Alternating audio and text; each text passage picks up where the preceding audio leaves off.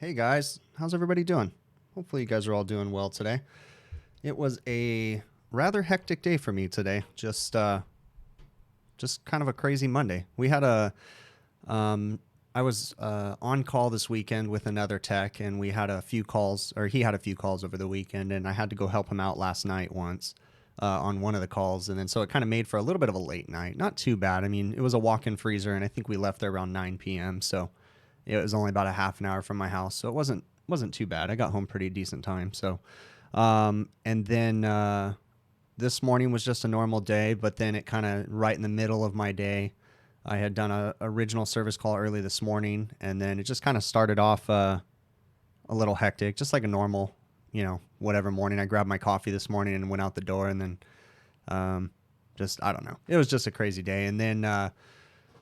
About, I don't know, 10 o'clock, I got an emergency service call where we had an exhaust fan down, and I had to run out about an hour and a half away from my shop out to the Coachella Valley, which is quite a ways away from our office, and had to get out there in a hurry because a restaurant lost an exhaust fan, and basically it shut down the whole restaurant because they can't operate without exhaust fan. So it made it for hectic because it ended up losing a bearing. A bearing blew out on the inner bearing on a utility fan, so it was like kind of a pain in the butt.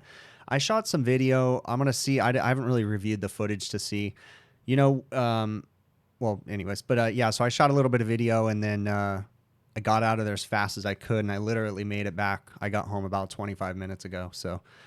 Usually kind of feel a little rushed right now because I'm usually home, about an hour before the stream, and then I can kind of prepare and go through questions and, send out invites through emails and different things. But it is what it is. I'm here, you're here, so let's get to some of these topics. I'll be happy to answer your guys' questions if you type them in the chat. Do me a favor, my moderator Justin and myself try to pay attention to the chat as much as possible. So if you guys do put questions in there, throw them in a caps lock for us because it helps us to make sure that we get to them. So.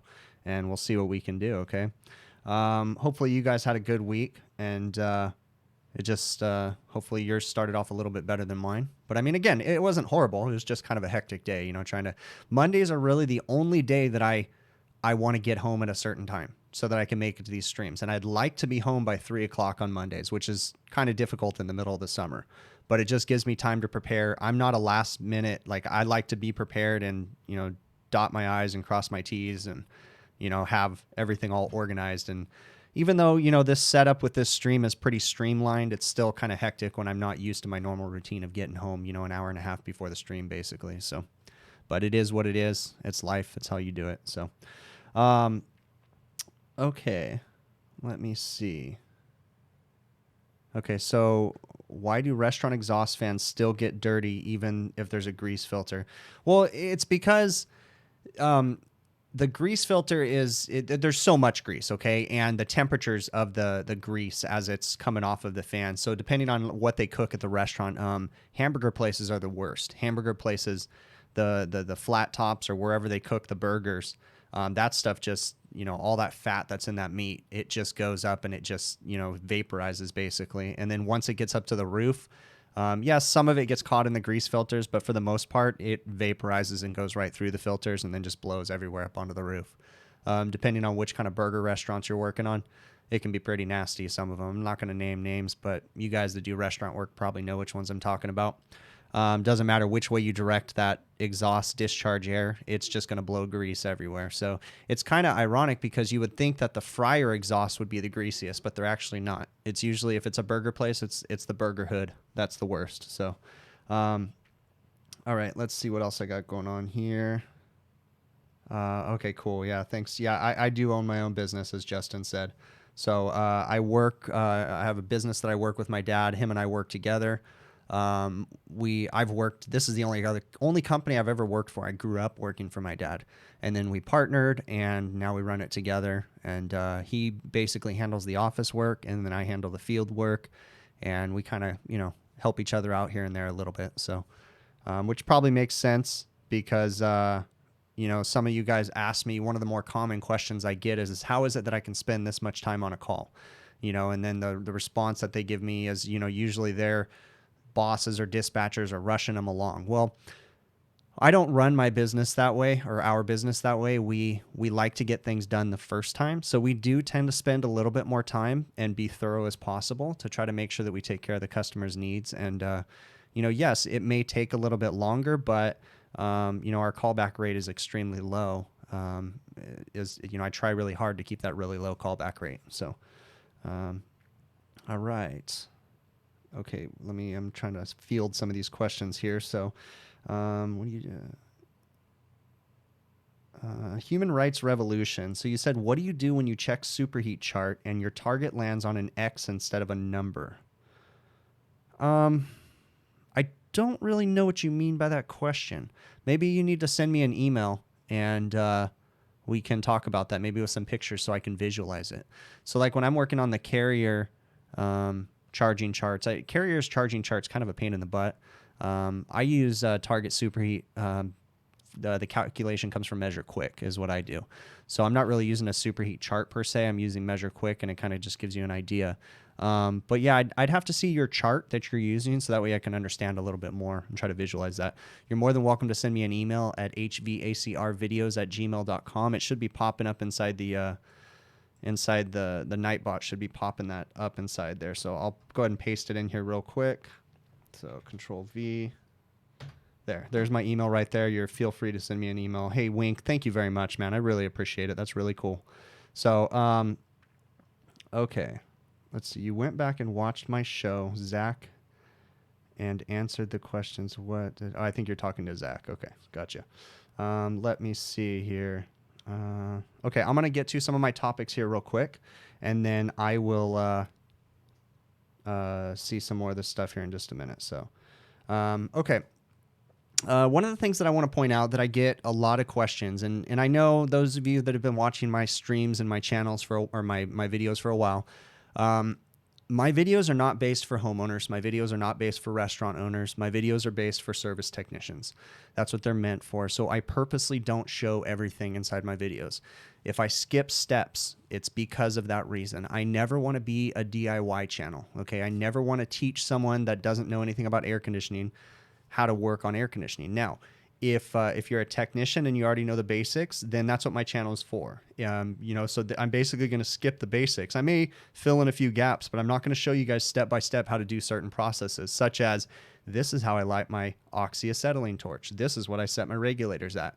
This is where I set my pressures when I don't do that. Okay. Number one, it's a liability, but number two, that's not my job. That's what trade schools, proper apprenticeships for, proper reading, that's where you need to get that information from, not from a YouTube video. Okay. The goal of my videos is to fill in some gaps and show you guys tips and show you interesting things that I run into. A little side note for those of you that don't already know, my channel, and maybe this brings some context to my channel is actually meant for my employees, and it kind of, went in a different direction when I made it public. But originally this was just for my employees, because we used to have meetings every morning and I'd be telling them about a job and I'd find myself talking to the guys forever in the morning when it's like, hey, I started shooting little video clips instead of trying to, explain something to them.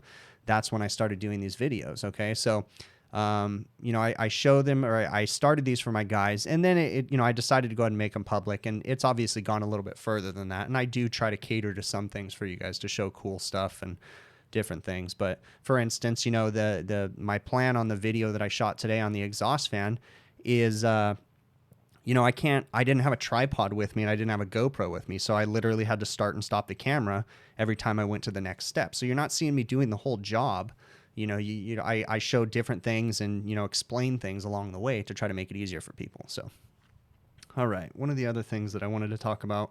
Oh, this is a really good question, and I'm going to answer this really quick. So someone had asked me in the YouTube comments, it was on the video with the glycol unit because it had 134A refrigerant in it. And they had asked me, well, what's the difference with going to AutoZone and getting the 134A refrigerant in a can? Okay. You don't want to do that. I wouldn't even suggest using that 134A that's in a can at the auto parts stores on your cars. Okay. They add all kinds of additives and different things into that refrigerant. They add leak sealants, they add dyes, they add, it sometimes will have PAG oil in it.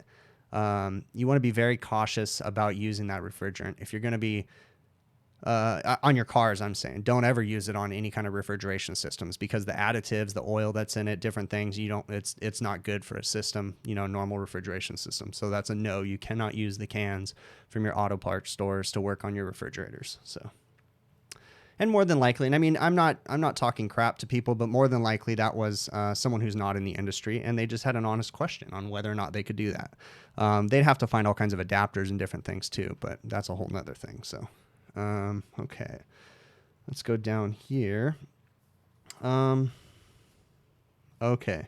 As far as the hats go, I'm still working on the hats, guys. That the merch and stuff, I'm running into a brick wall with it, but I haven't even received my shirts yet. They'll be here any day. The hats are going to be a little bit further behind because I'm still waiting on some samples. But I still haven't quite figured out how I'm going to get those out to the masses. When I was looking at the merch, I kind of went backwards and I bought the merch first, and then I'm trying to figure out like how I'm going to distribute it and do different things.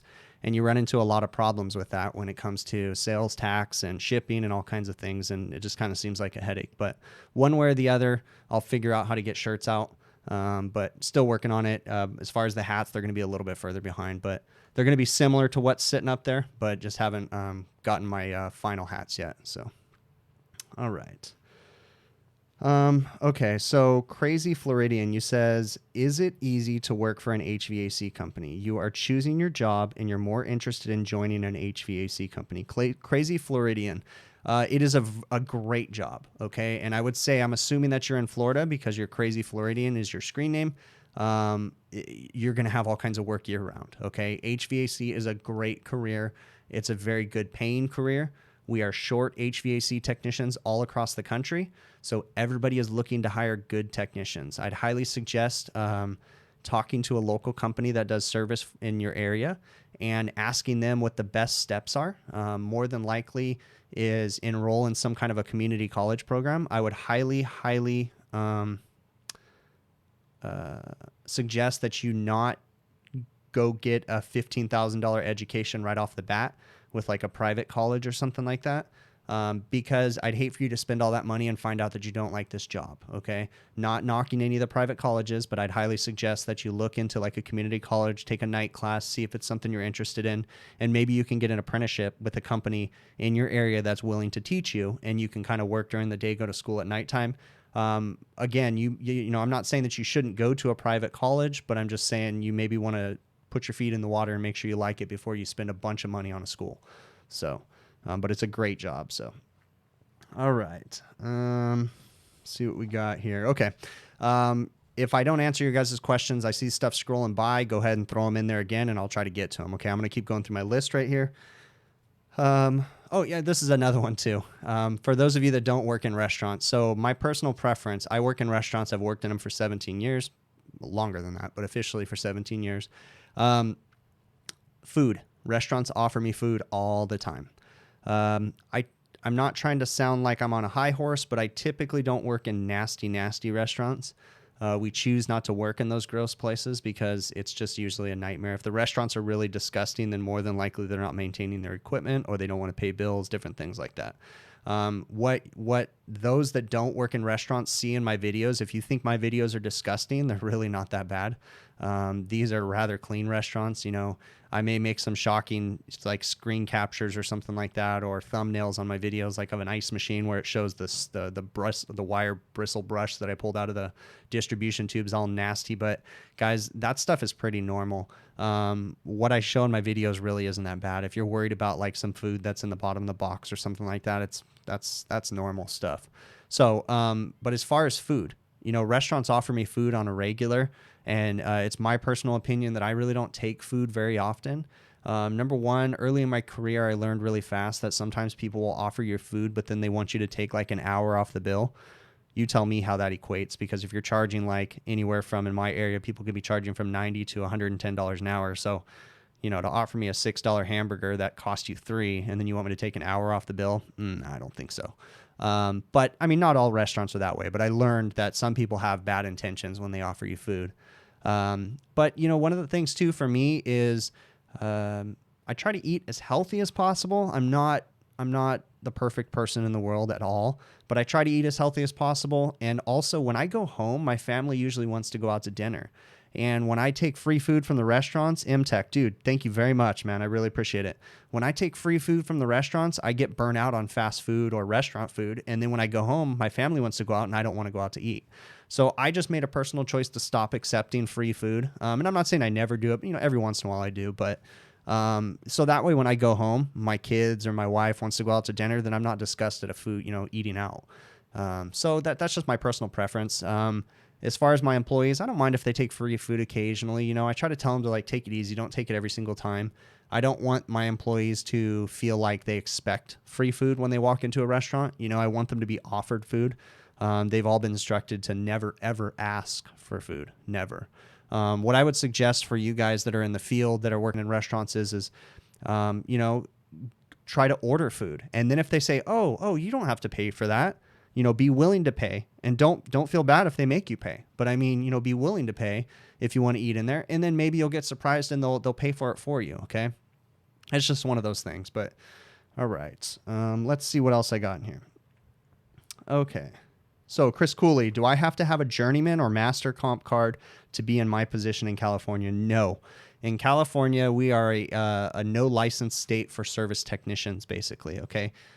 Business owners have to have a contractor's license, and service technicians have to carry an EPA certification to be able to buy refrigerants and work on refrigerants. But that's it. We have no certifications and no legal license that we have to carry as a service technician in California. Sometimes I wish that we had to have a license because I feel like it might weed out some of the bad techs. But at the same time, we're so limited on techs right now that if I made people pass a test to become a service tech, we probably would have even less. So, but yeah, no licenses necessary here in California. Mr. Johnny Boy, will my company expand soon? No, we will not expand. The most service techs, DJ Sub Air, thank you, man. I really appreciate it, dude. Yeah, Monday. Yeah, I'm glad it's on the way out for sure. So let's hope no more calls come in. But will I ever expand? No, I don't think I will.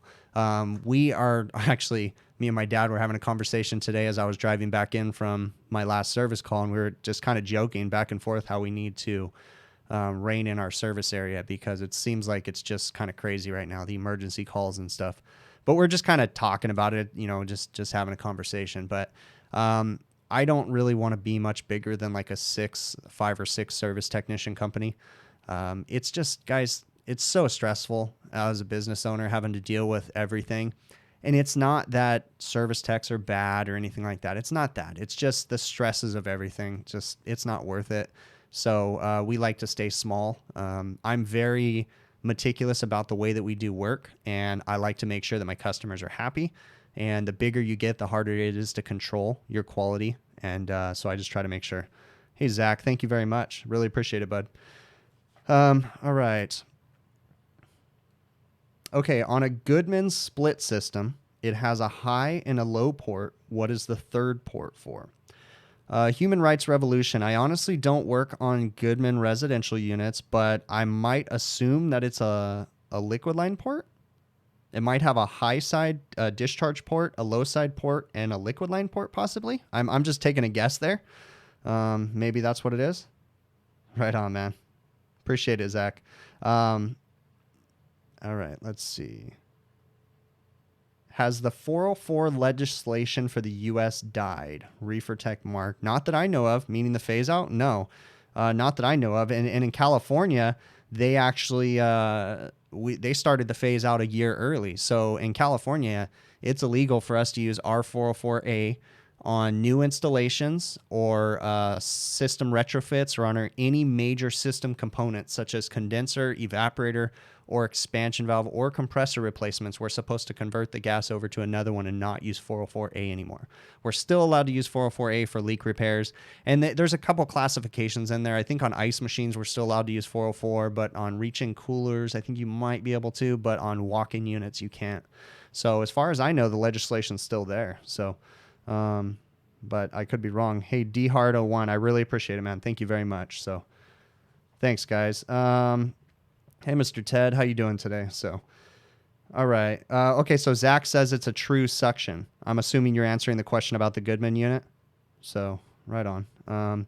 What AC system do I have at my house? And if it is old, what would you upgrade to? Nathan Tuberville.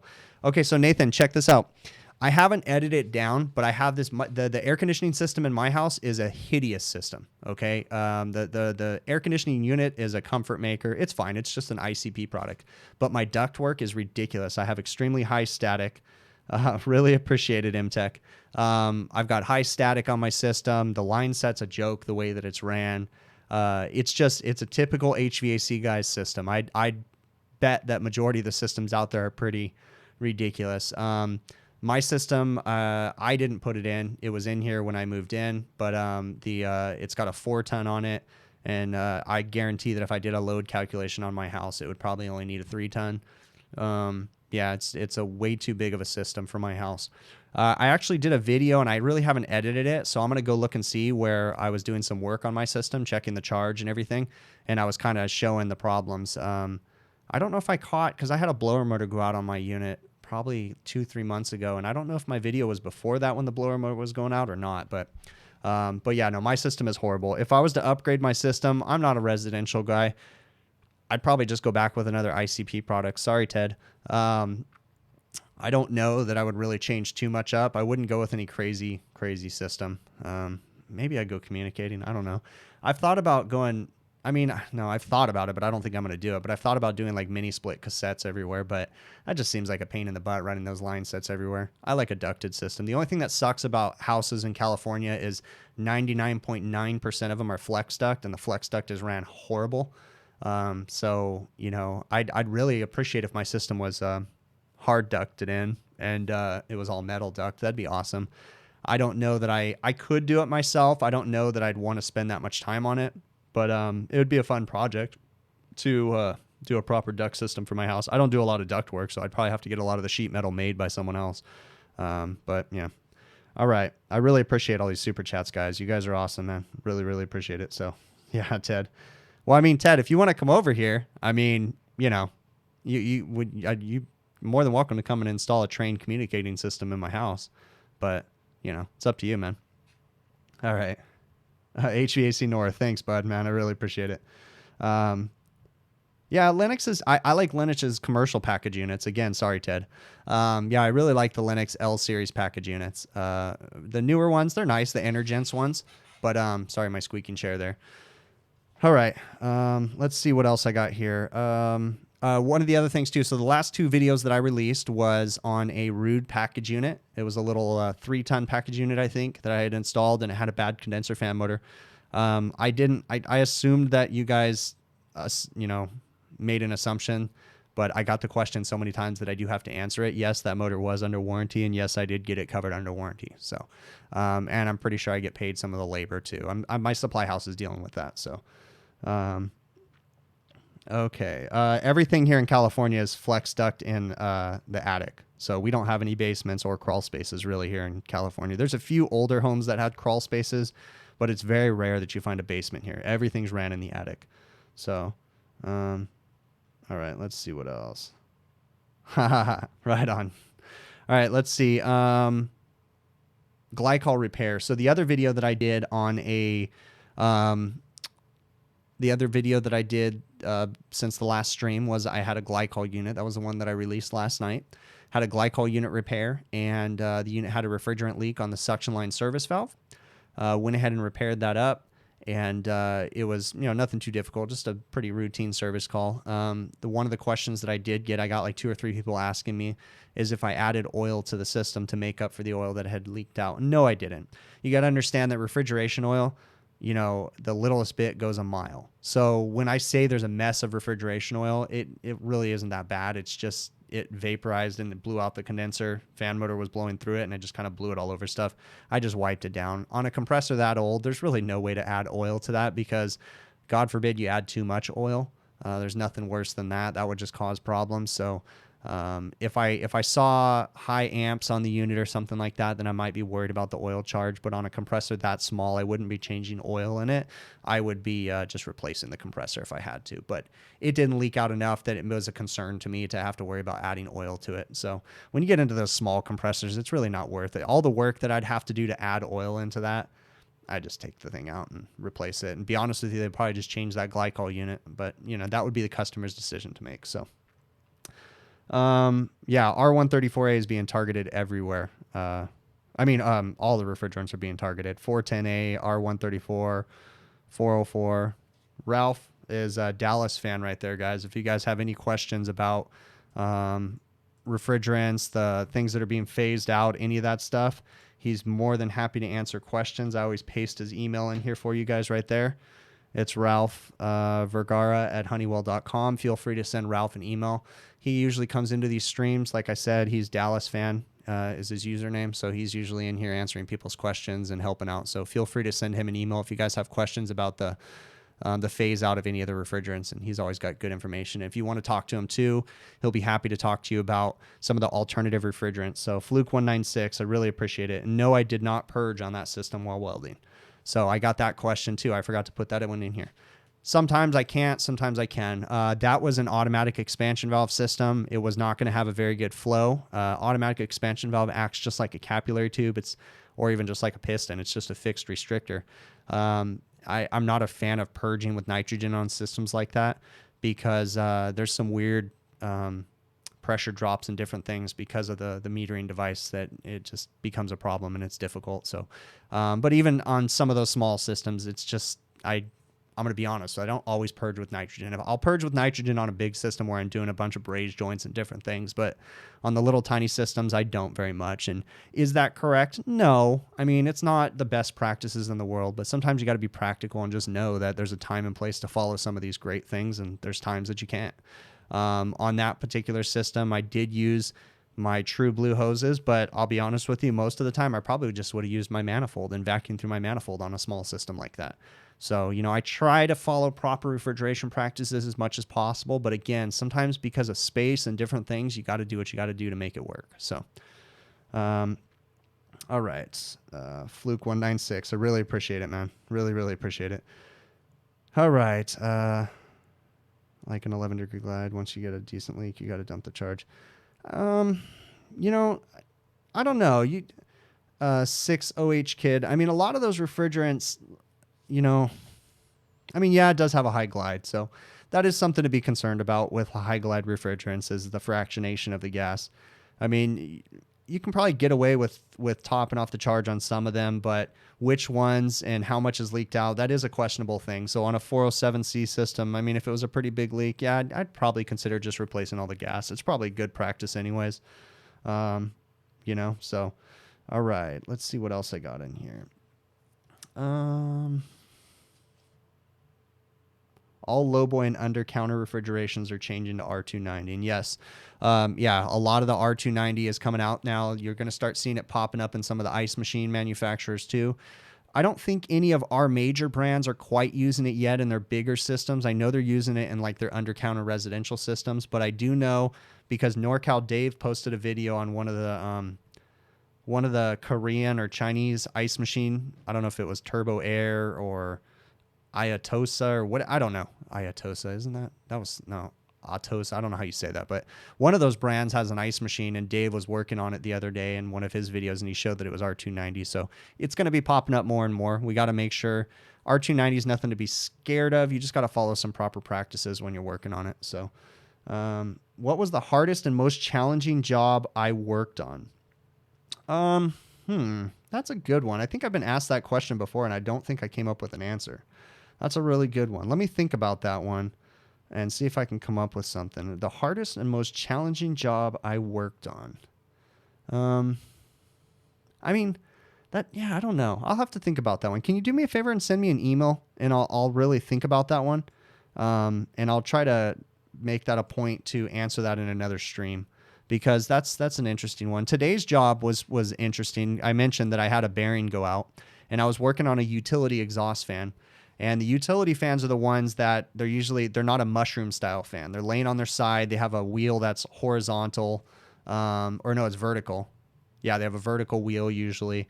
And the motor's usually sitting horizontal and is belt drive. And this one was interesting because I showed up to the job about 12:30, and again, the restaurant couldn't open because I was there, because their exhaust fan was down, and I realized that the unit lost a bearing, and it lost the inner bearing, which is even worse. So we have a large shaft, and you guys will see it when I post the video of it, but you have a large shaft that's probably 2 feet long, and it has 2 bearings, one right up against the wheel and then one over by the pulley, basically. And so the inner bearing went bad. So that was a little challenging. And it was a locking collar bearing, which I'm not a super fan of. I like set screw bearings, meaning that it has 2 set screws instead of a locking collar.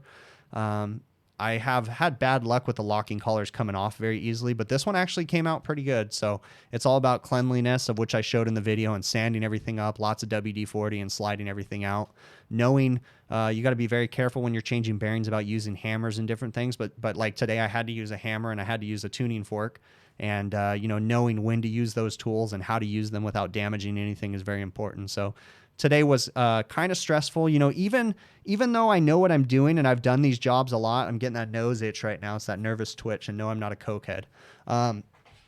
So even though I've done bearing jobs a lot and I, worked in them, I still get that stress. And I think that stress is actually something that's good, because it shows that I'm concerned. I'm not panicking, but I'm thinking, okay, I'm on a time crunch here. I got to get this done. I got to do everything proper. I got to think correctly, plan ahead, and execute. I'm not just going in there going, oh, okay, yeah, I better go down to my van, and realizing, I'm not taking my time. And I know the customer appreciates that. They appreciate the fact that I'm thinking about this and I'm concerned about their best interests, and I'm reassuring them that I know that I need to get them operating as soon as possible. So, all right, let's see what else we got. HVAC rookie. Really, man, I really appreciate it, bud. Really, really appreciate that. All right, so which one is better, belt driven or direct drive? There's good things and bad things about both. I'm going to say the weak point of a direct drive system is probably going to be the VFD drive, because most direct drive systems are going to have VFD drives. Here in Southern California, we have pretty dirty power. And with the restaurants, especially the chain restaurants, we don't have proper power conditioning on the buildings. So we don't have like phase monitors and different things making sure that we have clean power coming in. So we tend to lose a lot of variable frequency drives. So there's nothing wrong with a direct drive fan, but for the most part, they most of the time have a VFD drive on them. And a VFD drive is a good thing too, because you can slow down and speed up the exhaust fan without having to adjust pulleys.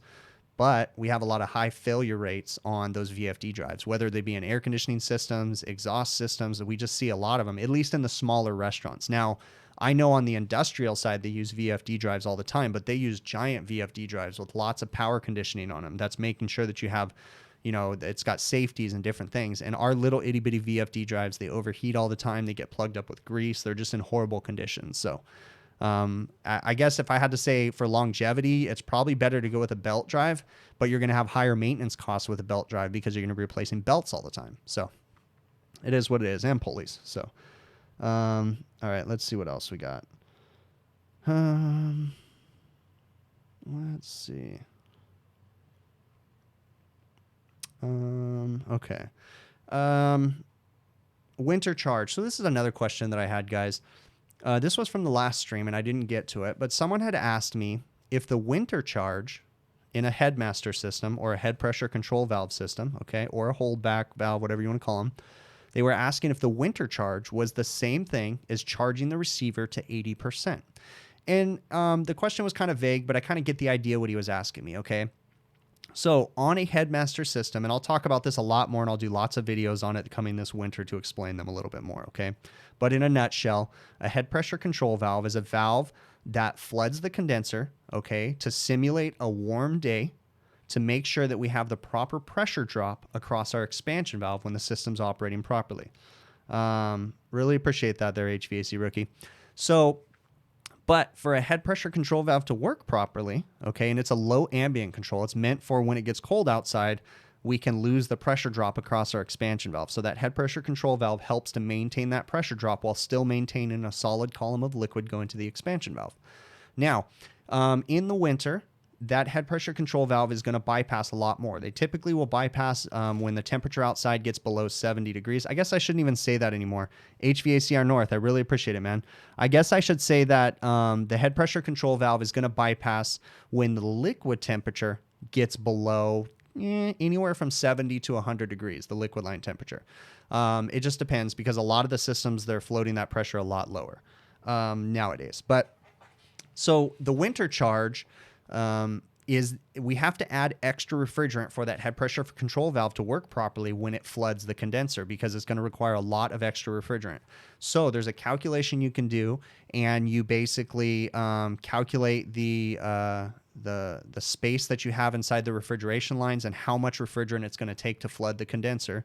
So when the head pressure control valve is not flooding, that extra refrigerant is always going to be sitting in the receiver, okay? There's an old school method, and it is a method that I use, that you can do is you basically just put the maximum amount of refrigerant in the system. I really appreciate that, Zach. You basically put the maximum amount of refrigerant in the system, which would be pumped down 80% full, okay? So the question was, is an 80% receiver level the same as the winter charge? And no, it's not, okay? And the reason why I say that is because if the system is not designed properly, that receiver may not be big enough to hold the full winter charge. So sometimes people will have to overcharge a system, okay? And this is a horrible thing, but sometimes they'll have to overcharge the system or add more refrigerant in the winter and then take some out. So you can't always assume that if you fill that receiver up 80% of the way when it's pumped down, that it's going to have enough refrigerant for the system to flood properly, okay? There is some calculations that you can do, and I would highly suggest you read the Sporlan document 90-30-1, and it explains how to calculate on a tube and fin condenser. So that's a copper and aluminum fin condenser. Dallas, thank you very much. Kyle, I really appreciate it, guys. On a tube and fin condenser, it'll tell you how to calculate the charge. And I have a video on it too. I think I have winter charge explained. I think if you look up on my channel, and it explains how to do that too. So I really appreciate these super chats, guys. You guys are awesome. So do you ever see scroll compressors with high temp discharge temp sensors in the dome? The sensor uses a particular silicone to hold it in place. I see them in Copeland scrolls. Okay, Reefer Tech Mark, I think you're talking about something different. So HVAC North, man, I really appreciate it, bud. You need to have licenses and hours. Oh, okay. You talking about where you're at? Okay. So Reefer Tech Mark, if I'm understanding, you're saying that it has a high temp discharge temp sensor in the dome of the compressor. If that's what you're talking about, that is typically a DTC valve. Now, I could be wrong, but most of the refrigeration systems that have a sensing, like a high temp sensor in the top of the compressor, is typically for a liquid injection valve or a DTC valve. So is that what you're talking about, Mark?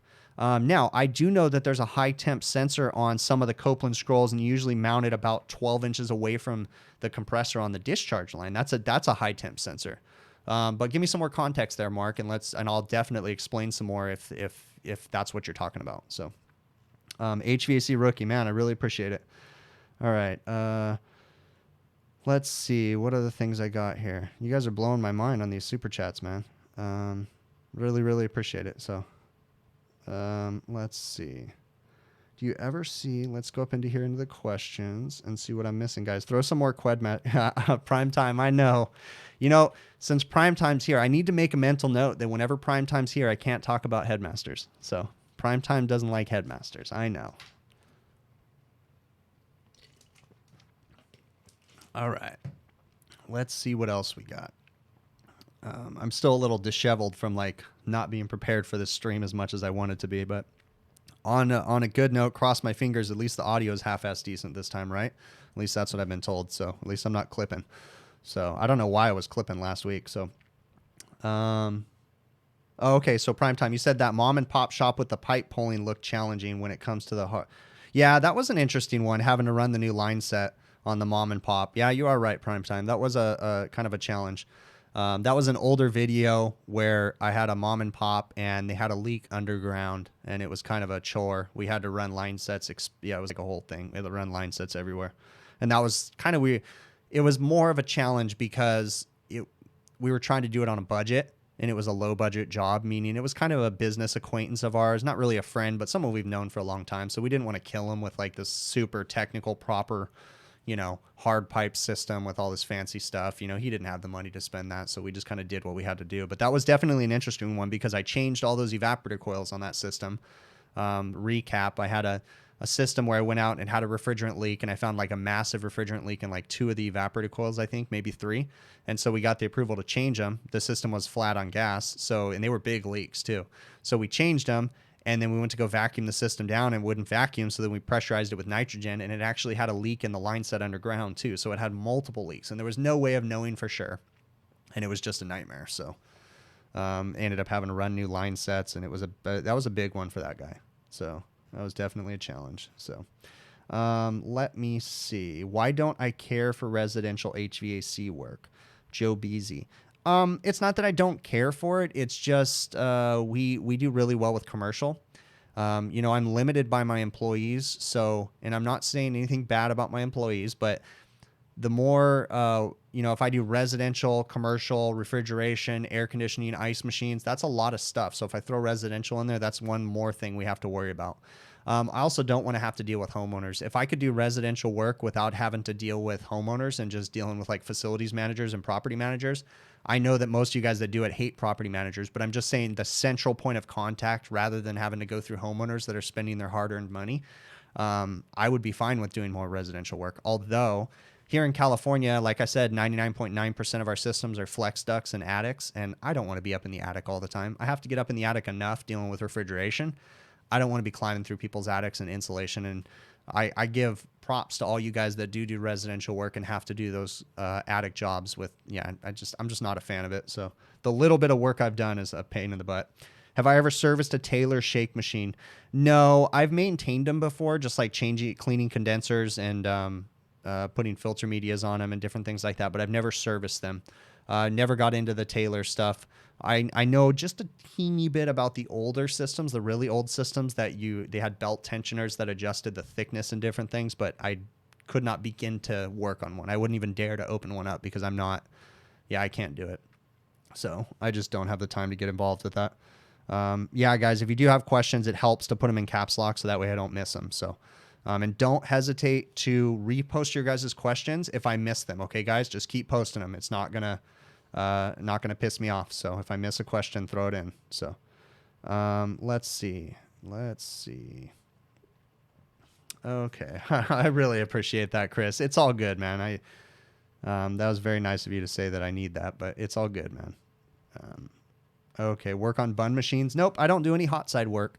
Not that I can't. It's just, again, one of those things. We just focus on the things that we do well, and I don't do any hot side. So I don't do any fryers, flat tops, toasters, ovens, any of that stuff. So, how do you approach R744? Isn't that CO2 refrigerant? R744, I think.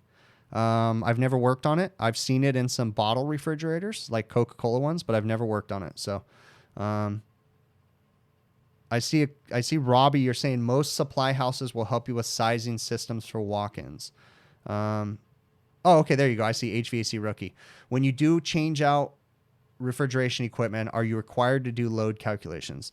I don't know if you're required to do a load calculation like you are on residential, because there's really no, like, Title 24 is our energy code that requires us to pull certain permits and do air balancing and HERS rating and different things. But as far as the refrigeration side, there's really no auditing on the work that we're doing.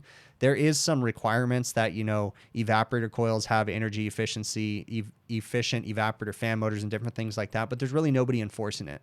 So whether or not there's a code that says you have to do a load calculation, I don't think there is, but it wouldn't surprise me if there is one out there. Now, do I do a load calculation when I change walk-in equipment? Yes, I do. And I typically do my own load calculations. I know someone had said that supply houses will do them for you. And yes, they will. But I really have trust issues with people. And I like to do my own load calculations to make sure that my equipment is sized the way that I want it to be sized. I don't like, and again, it's the way that old school used to work. But I remember calling a supply house and, when I didn't understand how to size expansion valves and different things. And I remember saying, hey, I have a 12,000 BTU evaporator coil, and what size expansion valve should I have? And they say, well, this one should work. You should be okay. That phrase "should" drove me nuts because I don't like should. I like this one is going to work. This is what you need. So that's why I like to do my own load calculations. So I use there's a couple different applications. Let's see, Trenton. If you go to Trenton's website, I believe you can download a load calculation software. Russell Refrigeration has one too. It's called Rustbox. Heatcraft has some manuals that you can do it manually and do it by hand. Those are the three that I know about right now off the top of my head where you can do load calculations, and they all pretty much come up with the same results. I typically tend to use the Rustbox calculation a little bit more just because I have it on my computer. And then, yeah, I usually run my own load calculations and then size my own equipment. I have kind of an algorithm that I use in my head. You know, I go a little bit bigger on my condensing unit than my evaporators, and I typically will oversize my receivers if I can. So if I'm doing anything lower than a 1 horsepower condensing unit, they typically come with receivers that are too small if you're remoting the system. So I'll usually put bigger receivers on the systems ahead of time. I try to think of everything so that way when I'm working on it, I don't run into problems. There's nothing worse than going to work on a refrigeration system and someone goes to pump down the system at the receiver and it won't pump down because the receiver's not big enough. So that's why I install. And so you'll see in some of my videos, you know, I'll install bigger receivers and I'll mount it on Unistrut or different things. And, you know, because I'm always just trying to think about the next guy. I'm hoping that the next guy's me, but even if it's not, I'm trying to make the next guy's job easier. So let's see if I get down here. Kyle Wallace, thank you very much, man. I really appreciate it. Okay, HVAC rookie, you said you're in California too, and you were asking if Title 24 affected my side. I got what you're saying there, HVAC rookie. Yeah, Title 24 doesn't have any, as far as I know, doesn't have any restrictions on the refrigeration side, but there is other energy codes that we have to worry about, but there's not one like Title 24 that I know of. So, am I against Yellow Jacket digital gauges? No, I'm not against anything. I've just a fan of the field piece gauges. I have nothing bad to say about the Yellow Jacket ones. I've heard good and bad about field piece, Yellow Jacket, Testo, iManifold. I've heard good and bad about everything. So everybody has their weaknesses in their product. You know, so I have nothing bad to say about the Yellow Jackets. I'm not going to go buy the Yellow Jacket ones. Just a personal preference. They just really don't appeal to me, but I know some guys that swear by them. So more power to you. There's nothing wrong with that. I just happen to be a field piece fan. I get the same question about Testo stuff. I just choose not to buy the Testo stuff. It is what it is. So nothing bad to say. Let's see what else. Okay. How do I feel about installing 2 new filter dryers when you open a system?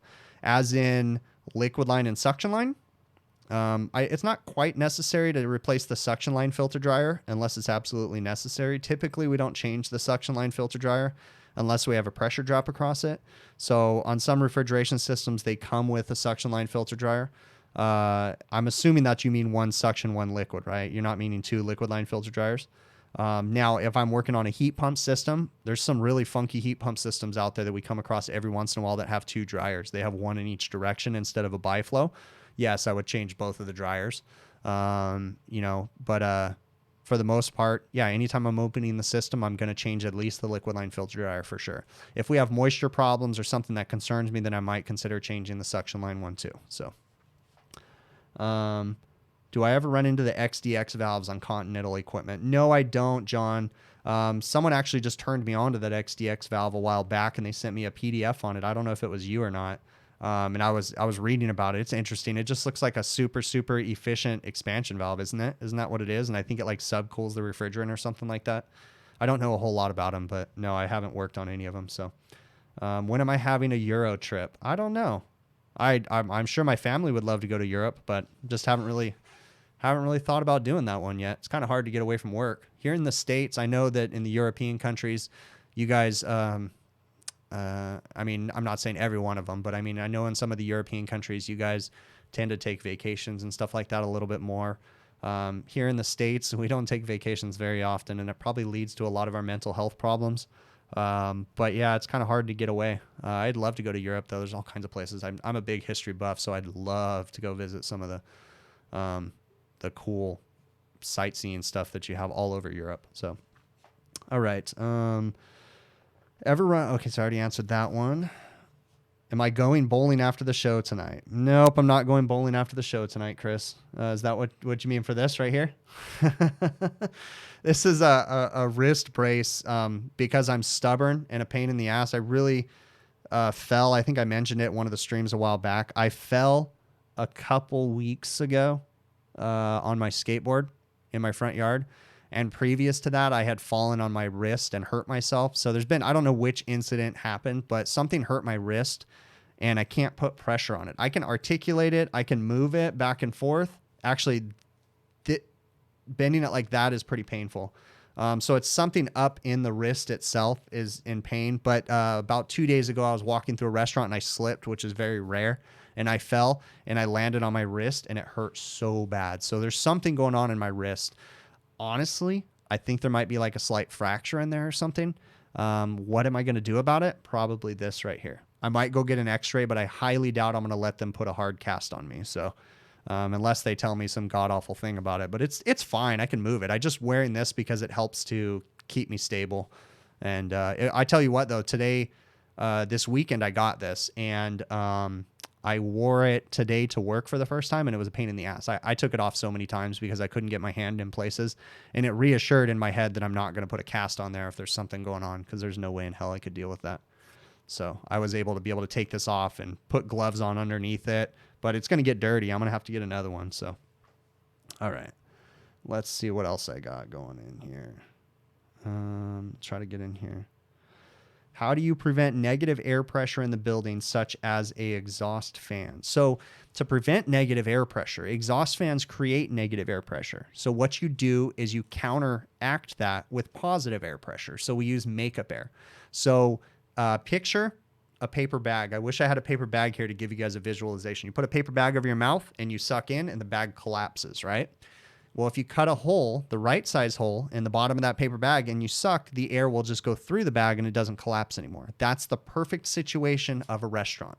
We want to put in just as much air as we're taking out with the exhaust fans. So that way we typically, not always, but typically in the restaurants want to run in a slightly positive air pressure, just a little bit, because I'd rather be pushing a little bit of conditioned air out of the building than pulling in any unfiltered air into the building from outside or unconditioned. So how do we prevent negative air pressure? You add positive air pressure via makeup air units. All right. Let's see what else I got. Have I had the issue of vacuuming oil out of a system with your True Blue hoses? Brandon Tharp. Yes, I have. But it's not just with the True Blue. I've had that issue with the Appion hoses too before. Kind of scared me because I was working on actually, no, I haven't had it with the True Blue, but I have had it with the Appion hoses. I was working on a Carrier package unit. I think it was Carrier, maybe it was Lennox. And I was vacuuming the system down and it pulled down fine. And then when I went to go take the vacuum pump off, my hose was full of oil. It wasn't a lot, but it was enough to kind of like, whoa, where did that come from? And it's like, dude, I pulled that out of the system. So yeah, I have.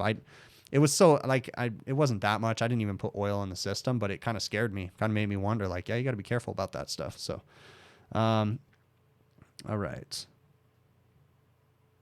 Okay. How do you prevent, okay, so I already answered that one. Okay. So let me see. What role do people play on a load calculation for a restaurant AC? Do people have a value? Yes, people do have a value. There is a load. You're going to put those people. So a load calculation in commercial is going to be different. Honestly, I don't run commercial load calculations for air conditioning systems. I would leave that up to an engineer, but I do know that they're going to factor in the amount of people that are in the building. If you figure each person's body is roughly 100 degrees, I'm sure there's a calculation in there to factor for the amount of people, and you're probably not going to size it for the building to be 100% full. I would guess that you're probably going to go somewhere in the middle. But another thing that people come into play, not only do they come into play for the cooling requirements, but especially here in California with Title 24 requirements, we have to bring in fresh air for the people too. So people, the amount of CO2 that they're out or off gassing or breathing out of their mouth, we have to replace that CO2 and bring in fresh air into the building. So that also means that we have to oftentimes upsize our equipment to account for the amount of fresh air that we have to bring in through the ACs. So not only are we bringing fresh air in for the kitchen and the exhaust systems, we're typically pulling outside air from every AC unit from the outdoor air dampers that are typically in the economizer. And then we got to have enough cooling load to account for that fresh air that we're bringing in. So people definitely are factored into a load calculation for a restaurant. Everything is factored in. All the normal stuff that you would see in a residential unit or a residential load calculation, the walls, the heat gain, the heat loss, lighting. But then in the restaurant, you're going to have more lighting. You're going to have people. You're going to have cooking appliances, all kinds of stuff. So load calculations are no joke when it comes to the commercial side. Have I run across a lot of failures on the EXVs with the Heatcraft QRCs? Will, no, I have not. Cross my fingers. I've probably got about 15 or 20 of the QRC evaporators out there. Knock on wood, I haven't had any electronic valve failures. But when I do my walk-in systems, I try as much as possible to purge with nitrogen when I'm brazing and to pull proper vacuums on the system. Making sure I'm purging my lines and everything before I'm putting. So I do everything I can to try to protect those valves. I would probably argue that majority of the failures out there are typically going to be installation problems. But I'm not saying every one of them. But in my I'm making an assumption here that most of them are going to be installation problems. So, okay. Let's see. Have you ever worked on an HVAC system at a fire hall? No, I haven't. I'm sorry.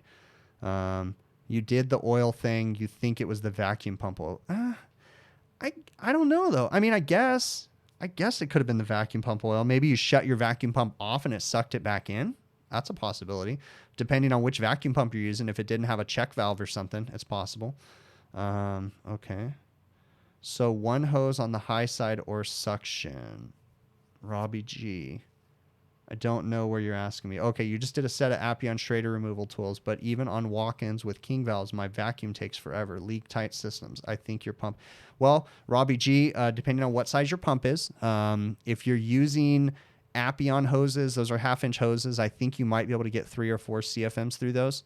So your vacuum pump really shouldn't be any bigger than 3 or 4 CFMs if you're using the Appians. I think that's what the 1/2-inch, because I think with the True Blue, I think you can get the full pull out of a 6 CFM or an 8 CFM pump, and even bigger. But I think on the 1/2-inch hoses, I think you're still quite restricted on your CFMs.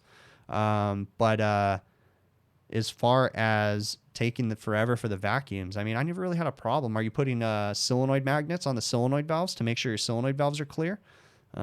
You feel free to send me an email. We can talk about it some more if you have some questions. I may not have answers, but at least we can talk. So hvacrvideos@gmail.com. So, okay. Mr. Rubel Ahmed, really appreciate it, but I'm going to go ahead and take you out of here. So, all right. Let's go ahead and remove you from the channel. Okay. Let's see what else. Have I ever worked on an HVAC system at a fire hall? I already answered that. No, I haven't. See what else. That's one damn fine assumption. Thanks, Chris Cooley. Are you being sarcastic or are you saying that was a good assumption? What is the price of one orange bottle of R404A in the US? Volker, I'd rather not discuss pricing in the chat. Okay, I'd be more than happy to talk to you over email. If you would like to send me an email to hvacrvideos@gmail.com, we can definitely compare prices from the Europe to the United States. So I'll send you, here's the email in the chat right now. Feel free to send me an email and we can talk some more about that. So let's see what else I'm missing here, guys. Guys, I'm kind of scrolling through these, so if you're not putting them in caps lock, I'm probably not going to see them. So make sure you throw your questions in caps locks, and hopefully I'm answering everybody down. So let's see. Let's see what else. What is the biggest glycol unit I've ever worked on? Mr. Johnny Boy. It was a small chiller. I don't do any chiller works, but it was kind of a chiller. It was a Hvacr refrigeration rack, and I don't do their work anymore, so I can go ahead and say the company name, but it was a Lucille's Barbecue House. There's a lot of them here in Southern California. I was doing some warranty work for Hvacr many, many, many years ago. And they were testing out their blue system before it was released to the public, really, because the Lucille's was kind of like a beta tester. And they ran the entire building. I'm talking all the walk-ins, all the reach-ins, all the ice machine. No, the ice machines weren't, but all the walk-ins, all the reach-ins were glycol systems. So they just had glycol lines ran everywhere, and they had a giant, essentially, chiller on the roof, and it was just had giant pumps, and it was pumping glycol throughout the building, and it had just giant heat exchangers in it. So that's the biggest glycol unit that I worked on. As far as the tonnage goes, I mean, that thing was probably 5, 10, 15. That probably had 40 tons of refrigerant compressors in it, or refrigeration compressors in it. It had multi stages for different systems, and I think it probably had 2 or 3 different systems in it, and it just staged the compressors based off of the load, and then it had redundant pumps, basically a primary and a secondary that would cycle on. So if they ever lost a pump, it was basically just a chiller system.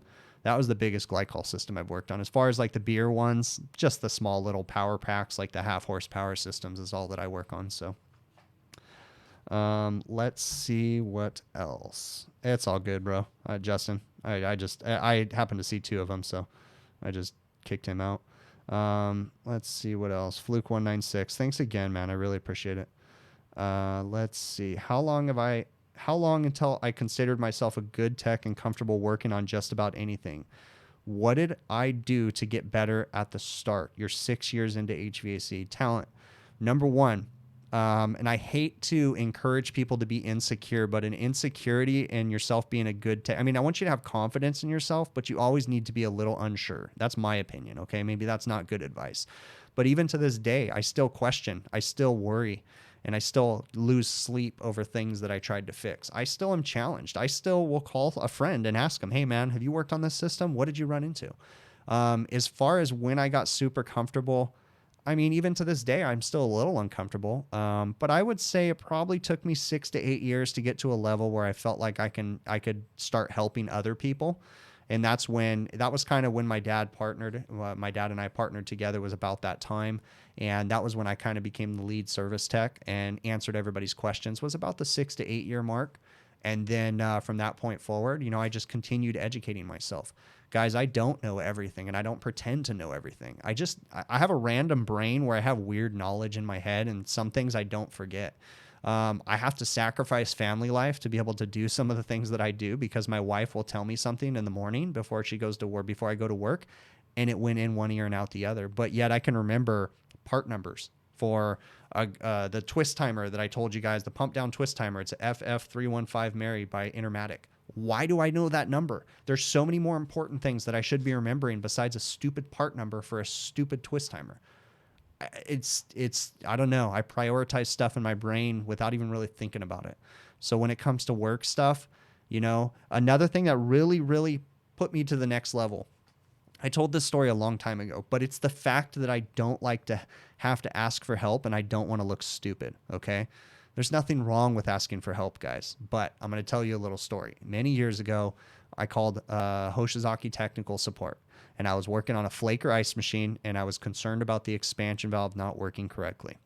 And I don't even know why they asked me this question, because Hoshi really doesn't look at superheat, but nevertheless, I was talking to the tech support guy, and I was asking him a question about the valve or something like that, and he asked me what the superheat was, and I said, "What's superheat?"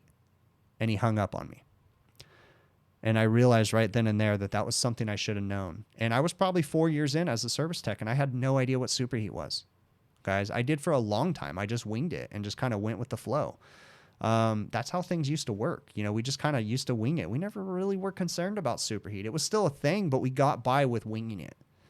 We can't do that these days. But anyways, that made me feel like the biggest piece of crap, because I got hung up on because I didn't know what superheat was. And yes, the guy was probably being a prick, but he was probably having a long day, and he probably answered a bunch of stupid questions. Can you imagine the questions that a tech support guy gets? I imagine he gets some good questions, but I also imagine he gets a lot of stupid ones every single day. So he hung up on me. I was super embarrassed, but I promise you something. That next day, when I went back to work on that ice machine, I knew what superheat was. I stayed up that night doing as much research as I could online. And online back then, there wasn't that much, the resources weren't that great. There was a few message boards. HVAC Talk was a great message board and a great resource where I learned a lot. And it's still a resource, you guys. If it's hvac-talk.com. It's still a valid resource. I'll actually put it into the chat right now. So hvac-talk.com. Is a great resource, and there's lots of great information on there. But I'm just driven by the fact that I don't want to look stupid. So, how many pistons are on a Carrier 10-ton coil RTU? Honestly, I don't know. They're called Accurator metering devices, Accutrol metering devices, and it's kind of a piston. I don't know how many though. It depends on how many circuits it has coming off of the header. So let's see what I'm missing here, guys. How do the motors burn out even if they're not brushed? That's a good question, Johnny boy. Bearings go bad. All kinds of different stuff happens in motors. You can run into all kinds of problems. So let's see what else I'm missing in here. Have I ever installed a ground source heat pump? No, I have not. We don't. We have really, really high ground temperature here in Southern California because our, in the summertime, today was like 100 degrees. So our ground temperature, 12 inches down is probably in the 80s. So ground source heat pumps wouldn't be a very efficient thing to use out here in Southern California. So no, I've never installed one. So yeah, I really appreciate if you guys hit the like or the thumbs up button for the stream. It really does help me. And automobiles like my air conditioner in 1995 150 is broken using R12 and no leaks. Okay, so you're asking me, why do they make it illegal to service your own AC systems in automobiles like your air conditioning? Well, if it has R12, you have to have a license to buy R12 refrigerant, but R12 refrigerant really doesn't exist anymore. I'm not encouraging you to do your own work, but you certainly can go to AutoZone and or whatever auto parts store you buy from, and you can buy all the kits to retrofit your system to R134A, and you can do that legally without having a license. You can buy that refrigerant from the auto parts stores. I don't suggest using that refrigerant from the auto parts stores because they add a lot of chemicals to it, but you can also buy 134A refrigerant from all kinds of places. So for whatever reason, 134A is legal for people to buy. So let's see what else I'm missing in here. What else? HVAC North, man, I really appreciate it, bud. Okay. Rookie refrigeration year 2. I see that you said ball effect switch. Do you mean Hall effect switch? I don't know if you're answering someone's question though. Oh yeah, Hall switch. Okay. Are you well versed in the all package units, and could you discuss the Hall switch? So I'm assuming that you mean Hall effect switch. So the Hall effect switch is just a centrifugal switch. Is that what you're talking about? Chris Cooley? Are you talking about like the Hall effect switch on the inducer motor for like a carrier package unit? On some of the older inducer motors, they had a Hall effect switch, and it was actually just it just proved that the induced draft motor was running, similar as a draft switch on an older furnace or something like that. It was just a way of proving that the induced draft motor is running. And then when the motor got up to its full RPMs, the switch would close. I believe it uses like magnetism or something from the induction of the motor or something like that. And it closes the switch, and then it proved the circuit, and then your ignition module would fire. Is that what you're talking about? I'm kind of assuming that. Yeah, okay. So yeah, you did say Hall. Okay, yeah. Yeah, you can't buy R12. No, it's even hard for me to buy R12. I can, but yes, I have set off the fire alarm system. That's a nightmare. Okay, let's see. I want to get to these so I'm not missing. HVAC Talk website is great. Anything you think you know everything, you just go read some threads from there and climb back under a rock. Exactly. So, Joe Shearer, you got a question? Oh, okay, he said it's not illegal to work on your own truck. Oh, yeah, no, Joe's correct, yeah. No, that's what I was saying too. So, have I ever set off the fire alarm system by accident or fire suppression? No, cross my fingers, I've never set off a fire suppression system. I try to steer clear of the fire suppression system. It's not my business to keep my nose where those Ansel links are or anything. Fire alarm systems, yes, I've set them off before. I did one, and before I even realized what was going on, I set one off in a shopping mall one time in a GameWorks. Again, I can mention them because they're not even around anymore. GameWorks Arcade. I climbed up to a duct detector that they thought there was something wrong with it, and I pulled the cover off of it, and the tamper switch was wired into the fire alarm system, and it turned on all the emergency exhaust fans in that portion of the mall, shut down all the HVAC systems, set off audible fire alarms. Luckily, the fire department didn't show up because security intercepted the call and ran over there and checked first. And we gave them an all clear, but then it was just like, I never even knew that they had emergency exhaust fans in shopping malls.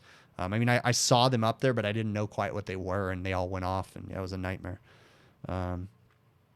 Okay, have I ever worked on an AC with misters on the condenser? Yeah, Nathan, they're not great. I've had to actually put misters on a condenser to get me through a weekend one time on a unit that had a bad condenser fan motor. So yes, I have done that.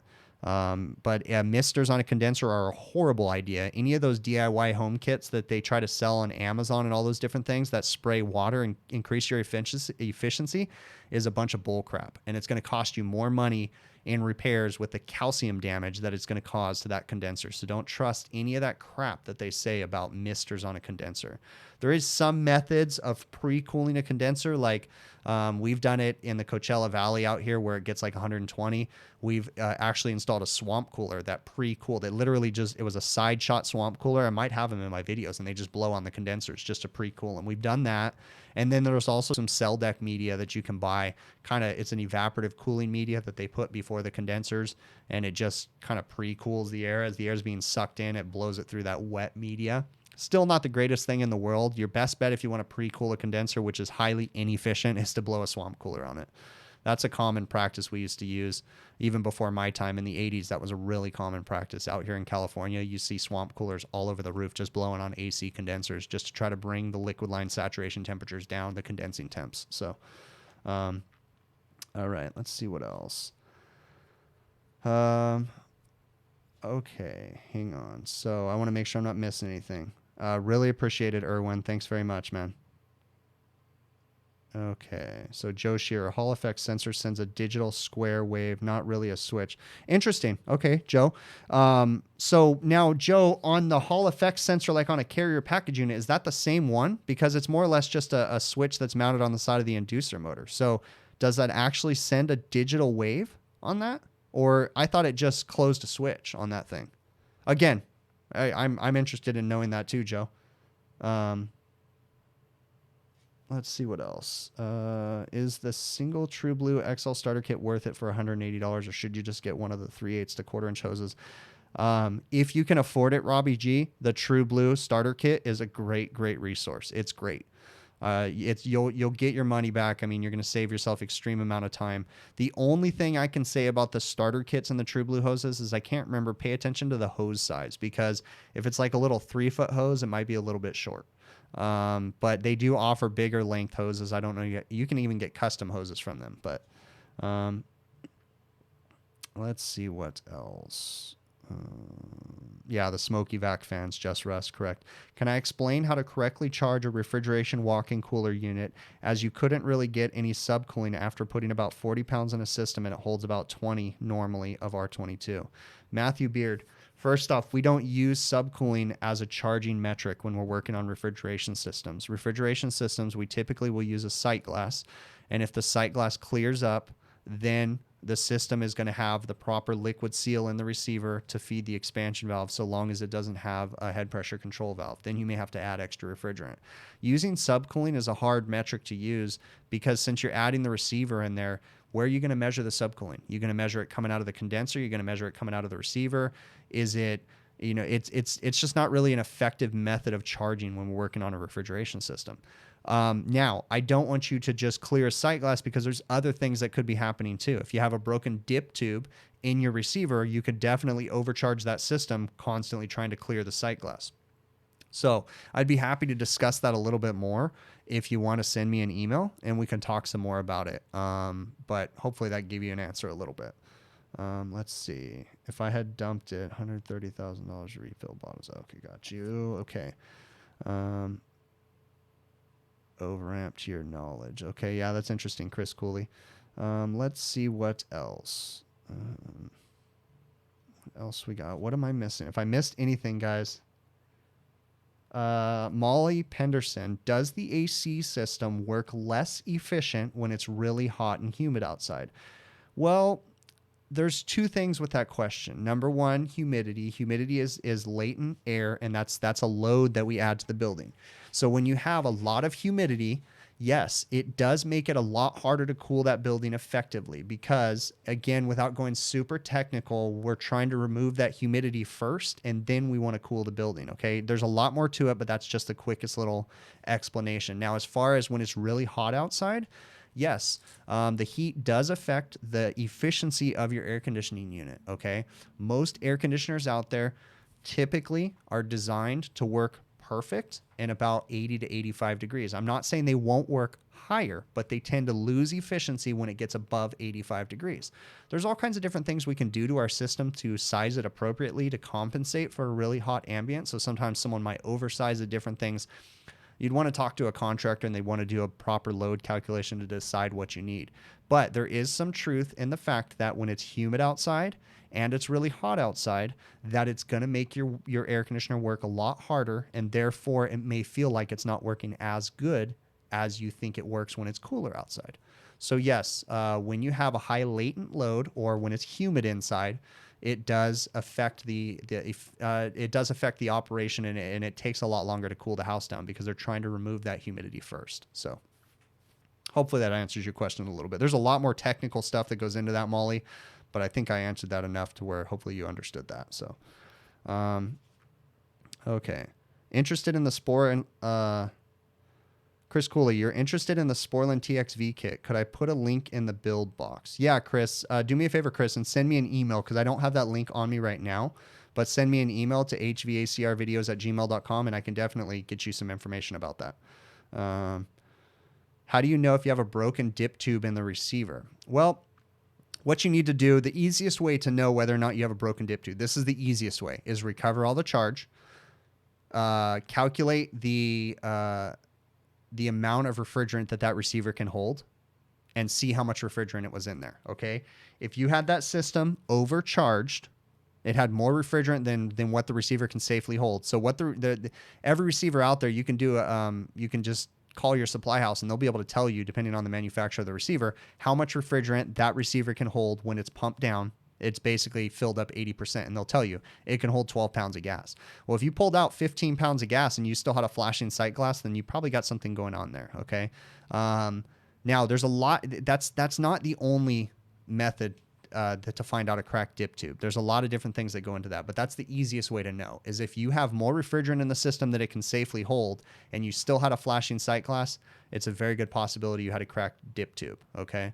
That's a very good way to test that. Feel free to email and we can talk some more about it. Sir Nicholas D, opinion of sprinkler devices on residential units. Sir Nicholas D, a sprinkler device on a residential unit is a horrible idea. Don't buy the hype of what people tell you that it's going to increase the efficiency. Yes, in one sense, it's dropping your condensing temp and making your unit more efficient, but it's ruining your condenser too by spraying water, because in water we have minerals, calcium, lime, different things, and that's going to destroy your condensing unit and cause more problems for you later. So adding one of these things that you get off of Amazon that says it's going to increase your efficiency is not the truth. And in fact, it's going to cost you more money in the long run. So I'd highly suggest that you don't use one of those things, okay?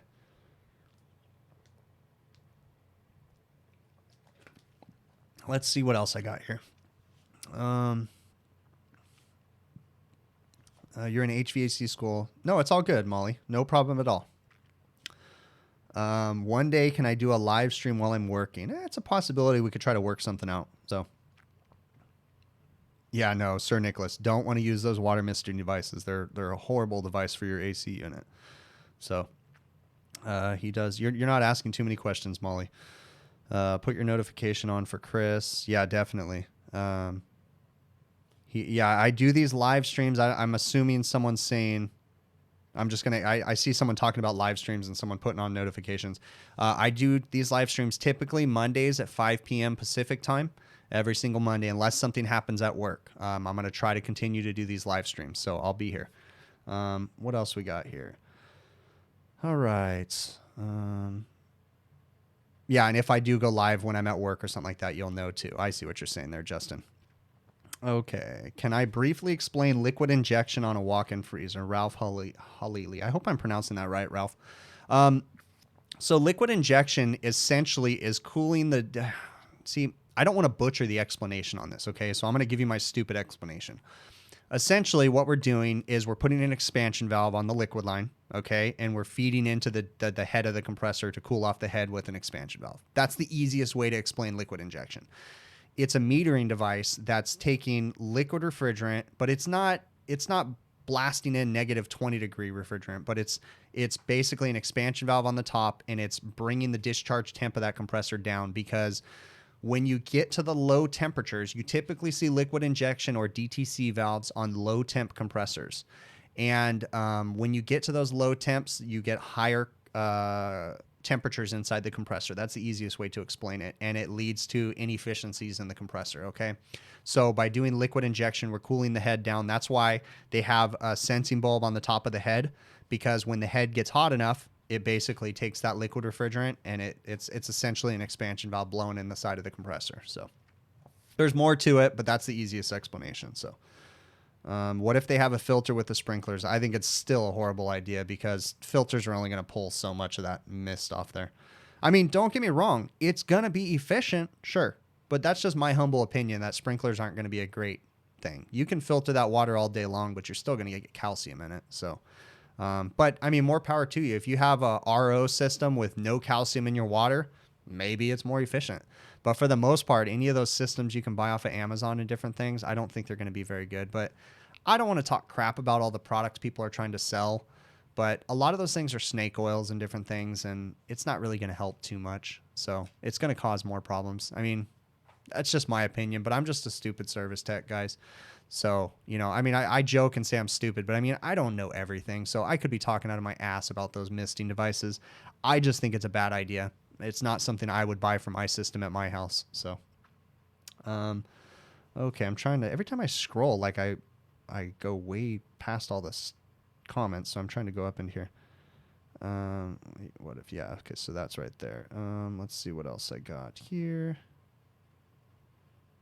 Let's see what else. Overcharged. I see that. Remember, throw your guys' questions in caps lock, guys. So, video, you're here in the office. I do the duct detector system. Okay. What's the wiring for cutting off? What's the wiring for cutting off the thermostat to liquid line solenoid valve and to the? Oh, so what's the wiring for cutting off the thermostat to liquid line solenoid and to the defrost timer? Daddy, I don't really understand your question, bud. So you can either email me or try to rephrase that question and I'll try to get to it, but I don't really understand what you're asking me there. Okay, let's see what else. Oh yeah, that's another interesting question too. Matatawar. I don't know how to pronounce your name, bud. But yeah, water usage too here in SoCal. That's interesting. Although misting devices are going to use so little water, like super minimal. But I mean, if you're running it all day, I imagine it's going to do something. But yeah, I still think that no matter how hard you filter that, you're still going to get calcium buildup on that condenser. But maybe I'm wrong. Rain barrel water, Ted, you're saying? I wonder. I don't know. I mean, I wonder if rain barrel water is going to be... Yeah, I don't know. That's a good question. With all the brands available these days, what's my opinion on a high-quality machine, resi or commercial? Zach, it really... I'm going to answer that question by saying, and I said this the last time too, it really depends on what your service technician or service company is comfortable working on. Every brand has problems, in my opinion, okay? I'm more partial to Lennox commercial package units. Sir Nicholas D, thank you, man. Oh, I'll get you a book here in just a second, Sir Nicholas D, but let me answer this question. So every brand out there has their problems. I personally like the Lennox commercial package units. I personally don't like the York commercial package units. Train commercial package units are decent. I'm not a fan of the train control system on the commercial stuff, but they're decent. They tend to last a long time. Carrier commercial package units, I like them. But guess what? I work on Carriers a lot. I work on Lennox a lot, and I work on Train quite often. So it's what I'm comfortable working on. I hear some guys that swear up and down that they love the York Predator units, which is the older package units, or the Sunline units, which are the really old package units. I don't like those units, but I also don't work on them that much. So when I do go to work on one, it's like, oh, what am I doing here? I got to like work a little bit harder because I don't know them like the back of my hand. So it's really dependent on what your company, that your service company is comfortable working with. What I would highly suggest is that you find a service company. If any of your homeowners that are watching this right now, I'd highly suggest you find a service company that's honest, that's trustworthy, and take their opinions on what the units that they recommend are. And ask them questions. Why are you recommending this? You know, what's the longevity? Things like that. You know, what's the warranties? And what's your company willing to do to help you to make sure that, you know, your equipment's installed correctly? All the units out there are going to have problems. There's not one unit that's not going to have a problem. if it's installed properly, which is very rare because there's a lot of systems out there that aren't installed correctly, whether you go commercial or residential. So I'm partial to the Lennox package units, the Carrier package units, and the Train. Those are my three that I'm partial to. Train being the last, Lennox being the first. Sorry, Ted. And Carrier being the middle. So that's my personal preference. Yeah, there you go. All right, let's see. Sir Nicholas D. Book recommendation for the absolute beginner. So I'm going to recommend a book that's actually a little bit more advanced, and it's called Commercial Refrigeration for Air Conditioning Technicians, Sir Nicholas D.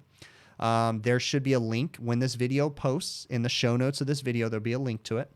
That is a great book that gives you great fundamentals. Now, there's also Refrigeration and Air Conditioning Technology would be probably the most basic beginner book. It's a super thick book. It's called the Racked Manual. And I'm trying to see if I have it behind me. I don't happen to have it back here, but I have some other ones.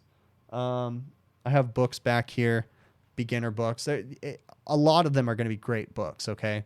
Look at ESCO. ESCO is ESCO. They have a great resource of lots of training materials if you're interested. Look up ESCO online, and they have all kinds of HVAC training materials. And I personally know at least business acquaintances and YouTube acquaintances, some of the people that have written some of those books. So they have great resources, and they also partner with RSES. If any of you are interested in learning more about HVAC and refrigeration, I highly suggest that you guys look up RSES. So it's rses.org. And they're a training resource that's called Refrigeration Service Engineers Society. It's kind of a training resource, but it's also it's kind of like a brotherhood, kind of, that you can join and you can become a member, and then they hold meetings in different areas and different stuff. I'm part of my local chapter here in Southern California called the Arrowhead chapter. I haven't been going to meetings lately just because of summertime, but we meet the second Tuesday of every month here in San Bernardino, California. But there's RSCS chapters all over the United States. Highly suggest, if you're interested, look into that stuff. So let's see. What's the longest shift that I have ever worked? Probably 16 or 18 hours. Not safe, but yeah, probably 16 or 18 hours. Future fire alarm technician. Right on, Carson. Good for you, man. So let's see what else. See what else I'm missing here. Good for you, Isaiah. You got married. Right on, bud. That's big news, Isaiah. Good for you, bud. Let's see what else. Is R407C better than R22? Mr. Johnny Boy. I'm a fan of R22. I'm not trying to knock the retrofits, but I just don't personally use any of the R22 replacements yet. If I had to choose an R22 replacement, it would probably be 407C. It's probably the closest best one that I would recommend, that you're going to get the best efficiency, and it's been around probably longer than a lot of the new drop-ins that they use. So, all right, let's see what else we got. Would I leave a vacuum pump on overnight for an installation, just Russ? Yes and no. It really depends on the vacuum pump that you have and the system. Honestly, you shouldn't have to leave a vacuum pump on that long. If you have true blue hoses and you have the right size pump, you can probably evacuate some of the biggest systems down pretty quick. But I mean, if you're working on big giant industrial chillers, that's another story. But for like walk-ins and reach-ins, there's no need to leave a system on overnight. I mean, every case is a little bit different, but if you're pulling the Schraders out and following all the proper refrigeration practices and vacuum practices, there's typically, for the most part, no need to leave vacuum pumps running overnight.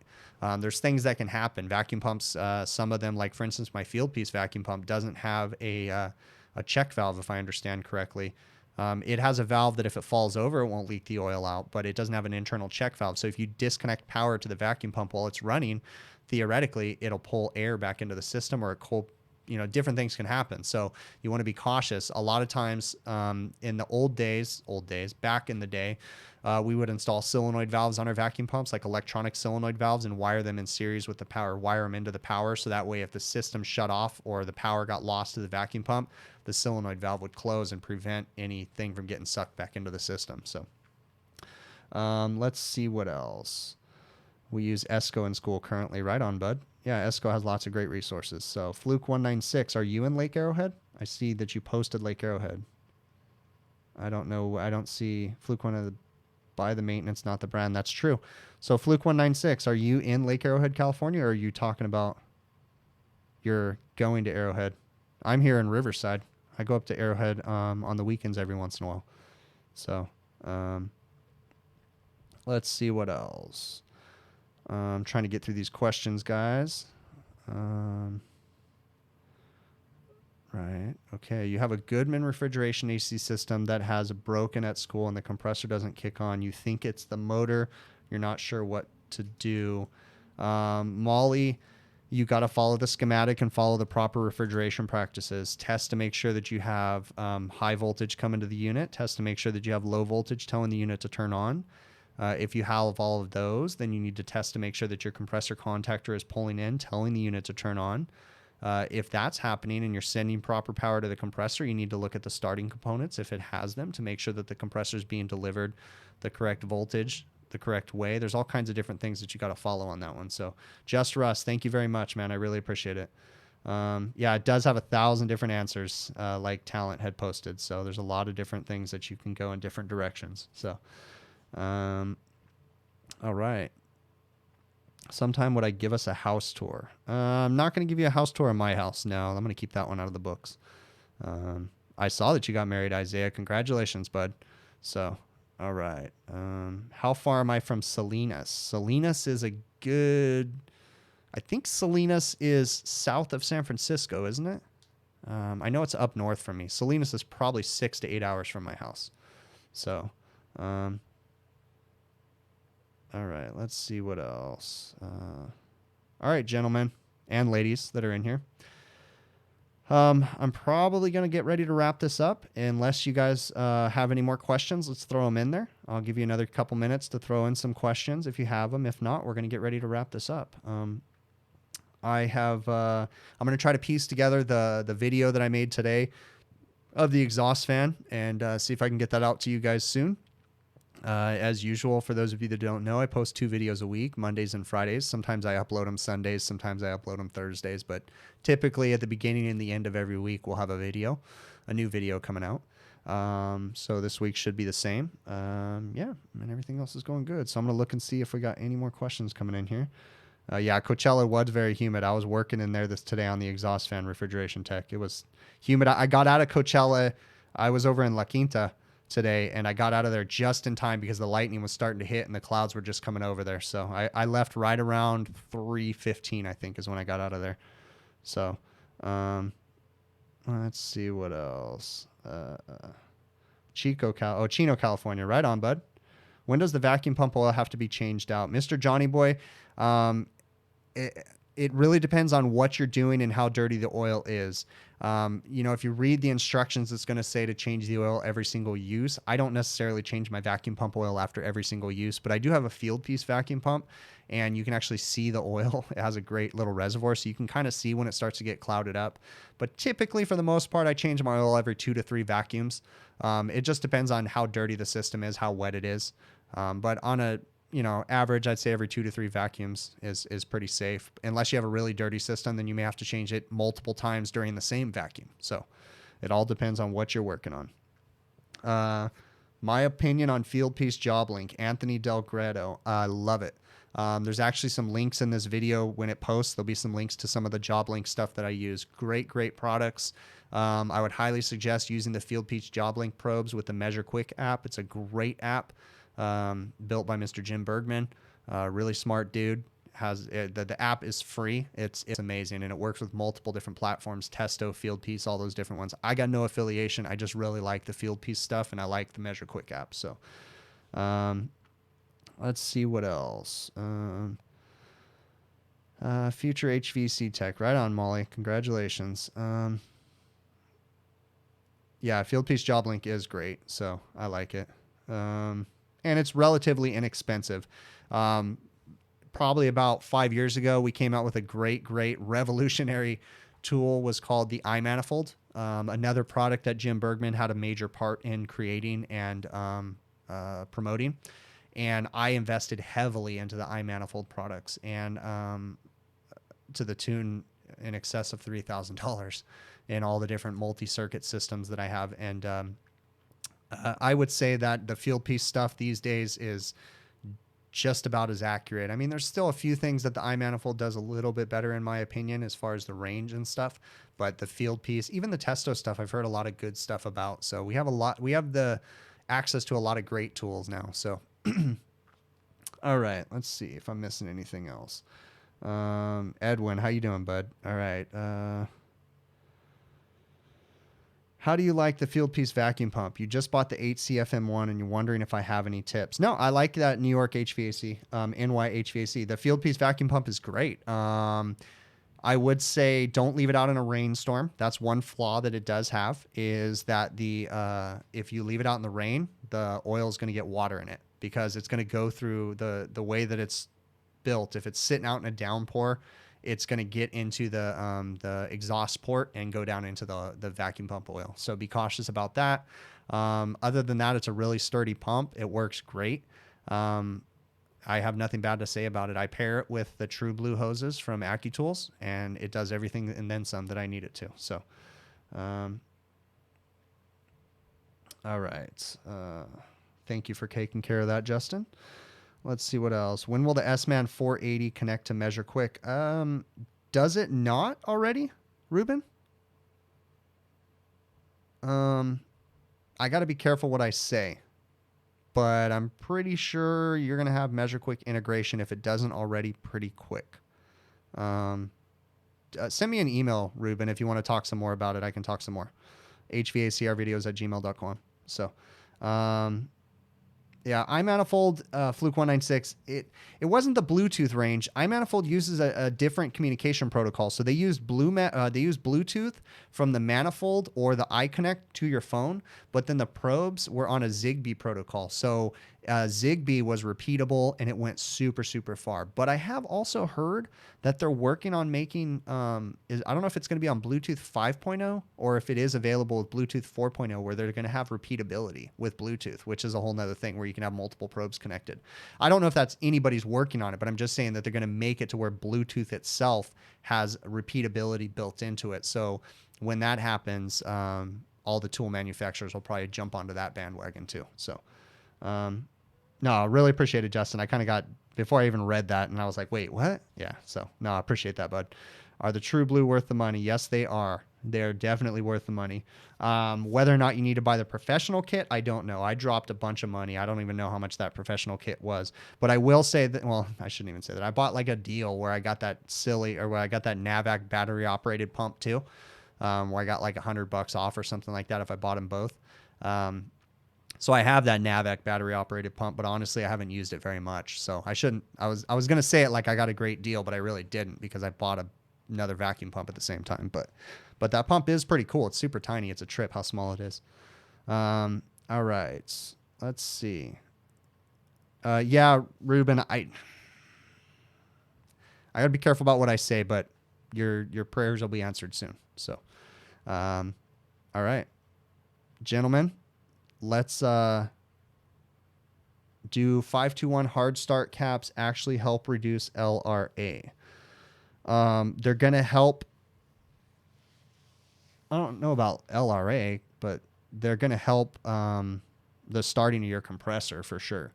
So, but you want to be cautious about using which type you want to use, because I don't know if 521 has a true potential relay.